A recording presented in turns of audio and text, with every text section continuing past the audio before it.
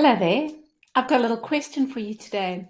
When you have a headache, do you often notice that you're holding your head with your hands, pressing your head? When your neck and shoulders are really tight, do you just automatically start rubbing them and soothing them and trying to warm them up a bit? If you bump yourself, do you notice you put your hand on the area straight away, almost to protect it and also to just try and soothe it a little bit? Maybe you rub it as well. You know, holding our injured areas, applying pressure to points on our body, soothing and calming ourselves is so natural. It's so instinctive. Physiologically speaking, what we're doing is we're warming up the area, we're protecting it, we're encouraging the circulation of blood and lymph to the area so that it can start to heal. Metaphysically speaking, we're actually just nurturing the area, protecting it, soothing it, calming it. This is really what reflexology is. And today I'm going to give you a very, very brief introduction as to what reflexology is all about. So your hands and your feet are actually mini maps of your body, and so are your ears actually. And there's very specific points that will reflect somewhere else on your body. That's why it's called reflexology. So on your hands, for example, you will have reflexes of your entire body, your head. Your head is reflected in your toes and in your thumbs. Next time you get a headache, just really apply pressure, work your big toe, apply lots of pressure to it, apply lots of pressure to your thumb, work that area. And with time and with a little bit of skill and practice, you'll start to stimulate these reflexes and encourage circulation specifically to your head, to your neck, your shoulders, and encourage balance and healing. That's what reflexology is. It's so simple, it's so beautiful, and it's very, very gentle therapy as well. You know, reflexology has been around since time began, healing the body through touch, through the power of touch.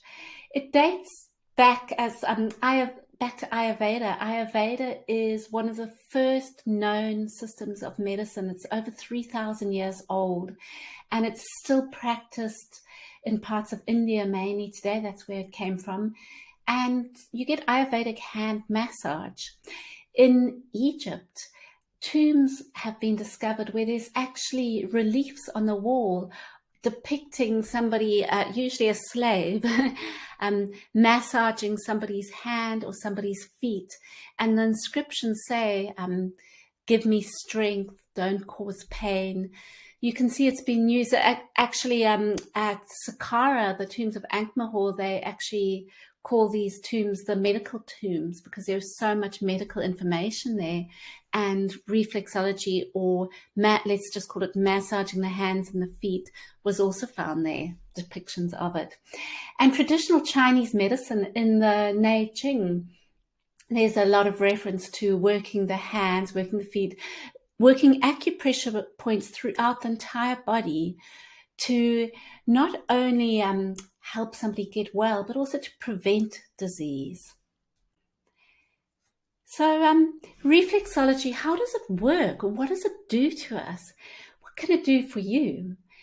What reflexology really does, its strength, is that it puts you into a very, very, very deep state of relaxation. When you are under stress, you have a part of your nervous system called the sympathetic nervous system kicks in. It's your fight or flight mode, and it can take over your body. Adrenaline is the main hormone that's released then. You might call it epinephrine, depending where in the world you live. But the fight or flight mode puts you into this state of needing to move, needing to run, needing to fight. Your body speeds up. You know, it's designed to help you get through stress. But unfortunately, a lot of us get stuck in that fight or flight mode for too long. It's meant to be, physiologically, it's a short, quick burst of adrenaline, a short, quick burst of energy, and then we're meant to go back to what is known as the parasympathetic mode. And Unfortunately, a lot of us are stuck in this fight or flight mode, this sympathetic mode. And reflexology, along with many other therapies, reflexology relaxes you so much that it can actually just put you back into your parasympathetic mode. We also call this the rest and digest mode. So it calms you, it soothes you, it relaxes you so that your body can function properly. So that to me, I've been doing reflexology for about 23 years now, but to me, that is the most powerful part of reflexology, is that soothing, calming, balancing effect it has on our nervous systems. Because we all know that when we're under stress, everything goes wrong. Reflexology also improves circulation, so the circulation of blood and the circulation of lymph. So blood brings a lot of nourishing chemicals and molecules, and also immune cells to an area to heal an area, and blood also takes away all the rubbish from an area. Our lymphatic system is to do with the removal of waste as well as our immunity. So through improving circulation of blood, through improving circulation of lymph, we're actually improving healing as well as just general boost to the immune system. And then reflexology really also works not just on your body, but also your mind and also your soul. It's a beautifully, beautifully holistic therapy. If you are struggling with fatigue, if you are burnt out, if you're utterly, utterly exhausted, then to me, reflexology is one of the best therapies you can have. It's so gentle, it's non-invasive, it's not going to hurt you, and its effects are slow and gentle and soothing. So you won't notice a huge change immediately, but with regular treatments or regular self-treatments, you can do reflexology on yourself. You can do it on your hands and feet so easily. With regular sessions, with regular treatments, you will really notice an improvement. So this is me. I'm Ruth Hull. You can find me at ruthhull.com. I teach reflexology. I actually don't teach to students anymore. I used to teach to students for many years. I teach anatomy and physiology still to students, and pathology. But now I write more. Those are pictures of my 4 books that I've written, 2 on anatomy, physiology, and pathology, 2 on reflexology. And my passion now is working with people who are struggling with burnout and fatigue and exhaustion. So I teach reflexology self-help classes or DIY classes. I teach aromatherapy workshops. I teach you how to create your own blends, how to do your own aromatherapy at home.